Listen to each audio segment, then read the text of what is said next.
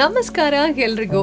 ಅದೆಷ್ಟೋ ಯೋಚನೆಗಳು, ಅದೆಷ್ಟೋ ನೋವುಗಳು, ಇಲ್ಲದೆ ಇರೋ ತಲೆಯಲ್ಲಿ ನೆಗೆಟಿವ್ ಚಿಂತನೆಗಳು, ಇದೆಲ್ಲದರ ಮಧ್ಯೆ ದಾರಿ ತೋರೋ ಗುರುಗಳ ಹಿತ ನುಡಿಗಳು, ಅದ್ಭುತ ಕಥೆಗಳು ಮನಸ್ಸಿಗೆ ಖುಷಿ ಕೊಡುತ್ತೆ, ಮನಸ್ಸಲ್ಲಿ ಉತ್ಸಾಹದ ಚಿಲುಮೆಯನ್ನ ಹರಿಸುತ್ತೆ.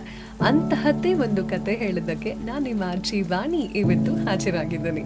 ಕೇಳೋದಕ್ಕೆ ನೀವು ರೆಡಿ ಆಗಿದ್ದೀರಾ? ಹಾಗಾದ್ರೆ ಬನ್ನಿ ಇವತ್ತಿನ ಕತೆ ಹೇಳ್ತೀನಿ. ದಾರಿಯಲ್ಲಿ ಒಂದು ಸಸಿ ಬೆಳೆದಿತ್ತು. ಒಬ್ಬ ಮನುಷ್ಯ ಆ ಸಸಿಯನ್ನ ತುಳಿದು ಹೋದ. 15 ದಿನಗಳ ನಂತರ ಅದೇ ದಾರಿಯಲ್ಲಿ ವಾಪಸ್ ಬಂದ. ಯಾವ ಸಸಿ ಆ ಮನುಷ್ಯ ತುಳಿದಿದ್ನಲ್ಲ, ಆ ಸಸಿ ಸ್ವಲ್ಪ ಎತ್ತರಕ್ಕೆ ಬೆಳೆದಿತ್ತು.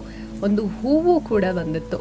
ಆ ಮನುಷ್ಯನನ್ನ ನೋಡಿ ಸಸಿ, ನನ್ನಲ್ಲಿ ಒಂದು ಹೂ ಬೆಳೆದಿದೆ, ಅದನ್ನ ತೆಗೆದುಕೊಂಡು ಹೋಗಿ ನಿನ್ನ ಮನೆಯ ಜಗುಲಿಯಲ್ಲಿಟ್ರೆ ನಿನ್ನ ಮನೆ ಸುಗಂಧಿತವಾಗತ್ತೆ ಅಂತ ಹೇಳ್ತು.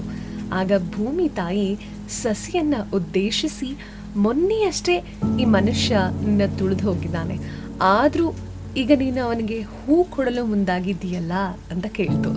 ಅದಕ್ಕೆ ಸಸಿ, ಯಾರು ಬೆಳೀತಾರೆ ಅವರನ್ನೆಲ್ಲ ತುಳಿಯೋದು ಮನುಷ್ಯರ ಚಾಳಿ ಅಂತ ಹೇಳ್ತು.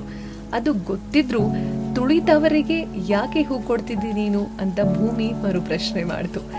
ತುಳಿದವರನ್ನೆಲ್ಲ ನನ್ನ ತಲೆಯಲ್ಲಿ ಇಟ್ಕೊಂಡಿದ್ರೆ ನನ್ನ ಹೃದಯದಲ್ಲಿ ಹೂ ಅರಳಲು ಸಾಧ್ಯವಾಗ್ತಿರ್ಲಿಲ್ಲ ಅಂತ ಹೇಳ್ತು ಸಸಿ.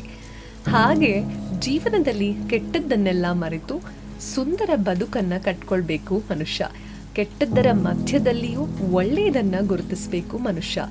ಸ್ವಚ್ಛವಾಗಿ ಬದುಕಬೇಕು, ಸ್ವಸ್ಥವಾಗಿ ಬದುಕಬೇಕು, ಸುಸ್ತಾಗಿ ಬದುಕೋದಲ್ಲ. ಒಟ್ನಲ್ಲಿ ಖುಷಿ ಖುಷಿ ಜೀವನ, ಸಂಭ್ರಮದ ಜೀವನ. ಮತ್ತೆ ಇನ್ನೊಂದು ಕಥೆಯೊಂದಿಗೆ ನಾನು ಬರ್ತೀನಿ. ನಮಸ್ಕಾರ.